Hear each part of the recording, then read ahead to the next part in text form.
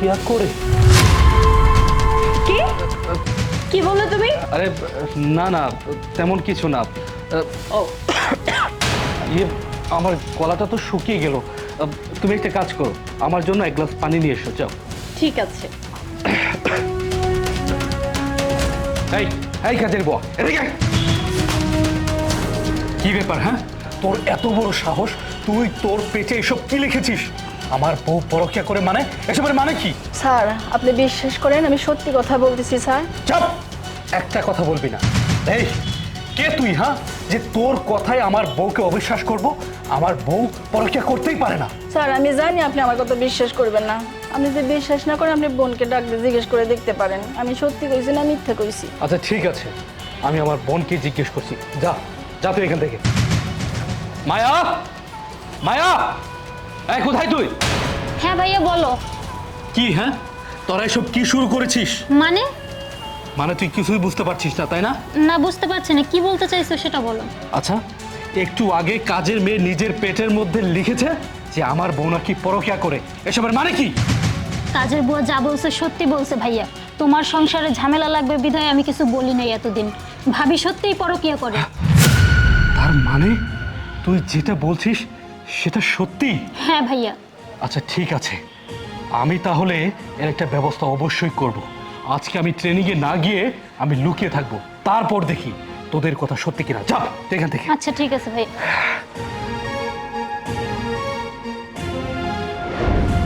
লিটু, হ্যাঁ এই নাও। ভাই, নিয়ে এসেছো?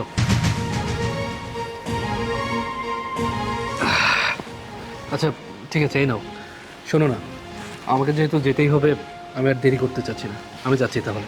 ঠিক আছে, সাবধানে যেও, আর পৌঁছে আমাকে একটা কল করে নেবে। আচ্ছা ঠিক আছে, আসি, বাই। বাই।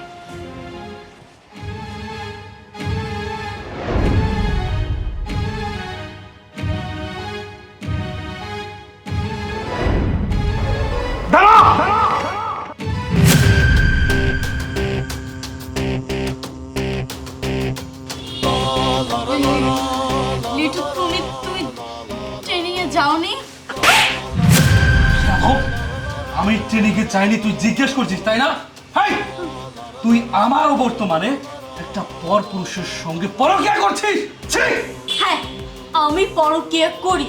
তাছাড়া আর কি করতাম? হ্যাঁ, তুমি আমাকে ঠিক মতো সময় দাও। সব সময় তোমার ডিউটি নিয়ে তুমি ব্যস্ত থাকো। তোমার কাছে যদি আমি কখনো সময় চেয়েছি, তুমি আমাকে ডিউটির অজুহাত দেখিয়েছো। কেন? আমি তো তোমার ওয়াইফ, তাই না? আমাকে কি সময় দেওয়া যায় না? মানুষ কি তার ওয়াইফকে সময় দেয় না? আমি তোমার কাছে কি পেয়েছি? না পেয়েছি কোনো সুখ, না পেয়েছি কিছু। তাই আমি পরকিয়া করেছি, বেশ করেছি। শোনো, তোমার মতো মানুষের সাথে না, আর যাই হোক, সংসার করা যায় না। যে কিনা তার ওয়াইফকে সময় দিতে পারে না, তার সাথে আমার কিসের সংসার? আমি ওকে বিয়ে করবো, ওর সাথেই সংসার করবো। বুঝতে পেরেছো? বাহ, চমৎকার কথা বলেছিস তুই। আর এই বেমা, আমি কি তোকে ইচ্ছে করে সময় দিই না? আর তোকে সময় দিই না বলেই তুই কি একটা ছেলের সঙ্গে পরকীয়া লিপ্ত হবি? ঠিক, তুই একজন আইনের লোকের স্ত্রী হয়ে এরকম বেআইনি কাজ কিভাবে করতে পারিস?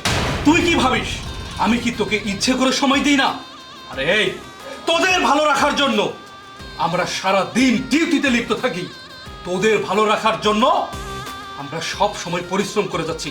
শুধু নিজের ফ্যামিলির কথা ভাবলেই হয় না, আমাদেরকে দেশের সাধারণ মানুষের কথা ভাবতে হয়, যাদেরকে নিরাপত্তা দেওয়ার একমাত্র দায়িত্ব শুধুমাত্র আমাদের। আর আমরা সব সময় পরিশ্রম করতে থাকি। আমি জানি আমার ঘরে বউ আছে, তারপরও আমি প্রত্যেক মাসে ছুটি নিয়ে একবার হলো তোর বাসায় আসি, যাতে করে আমি তোকে একদিন হলেও সময় দিতে পারি। কিন্তু তুই তুই কি করলি? নিজের লোভ লালসাটাকে সবার সামনে এভাবে প্রকাশ করে দিলি। তুই একটা পরকীয়ায় লিপ্ত হলি। ছি! তোকে আমার নিজের বউ ভাবতে ঘৃণা লাগছে। তুই এটা কিভাবে করতে পারিস? আমি হয়তো তোকে সময় দিতে পারি না, তাই বলে তুই একটা ছেলেকে আমারই বাসায় এনে দিনের পর দিন এভাবে রঙ্গলীলা করবি? আমি সেটা হতে দিব না। আজ আমি প্রথমে বিশ্বাস করিনি যখন আমার এই বাড়ির কাজের বুয়া এবং আমার নিজের আপন বোন আমাকে বলেছিল।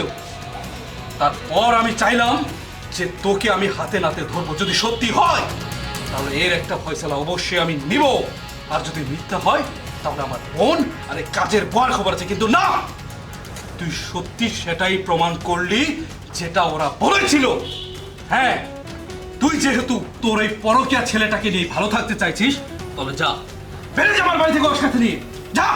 যাক, ভালোই হয়েছে তুমি নিজে থেকে বলেছো, আমার রাস্তা ক্লিয়ার করে দিয়েছো, আমার জন্যই সুবিধা হয়েছে। বেবি চলো। আরে দাঁড়াও, কি বলছো তুমি? বিয়ে করবো মানে? আরে আমি তো তোমার সাথে রিলেশন করেছি শুধুমাত্র মজা করার জন্য, টাইম পাস করার জন্য। তাছাড়া তোমার হাজবেন্ড পুলিশের চাকরি করে, অনেক টাকা ইনকাম করে, সেখান থেকে আমি কিছু টাকা হাতিয়ে নিব এই চিন্তা করে আমি তোমাকে বিয়ে করব। এই তোমাকে আমি বিয়ে করে কি পাবো বলো তো? এমনিতে তুমি একটা মেরিড মেয়ে, তার মধ্যে তুমি তোমার হাজবেন্ডকে রেখে আমার সাথে চলে যাচ্ছ। তোমার হাজবেন্ড একজন পুলিশ অফিসার, তাকেই তুমি যদি ছেড়ে দিয়ে যেতে পারো তাহলে ভবিষ্যতে যে আমাকে ছেড়ে দিয়ে যাবে না তার কোন গ্যারান্টি আছে? দেখো, তোমার মতো মেয়ের সাথে টাইম পাস করা যায়, বিয়ে করা যায় না। আমি তোমাকে বিয়ে করতে পারবো না। রাসেল মানে কি হ্যাঁ কি, তোর ওই পরকীয়া ফ্রেন্ডটাও তোকে ছেড়ে চলে গেল। আরে শোন, তোদের মতো মেয়েরা না এক পুরুষে খুশিই থাকতে পারিস না। থাক, তুই তোর মতো থাকবি। আজকের পর থেকে তুই আমার বাড়িতে আসার ভালো চেষ্টাও করবি না। আর হ্যাঁ, ডিভোর্স লেটারটা তোর বাসায় পৌঁছে দে। যা।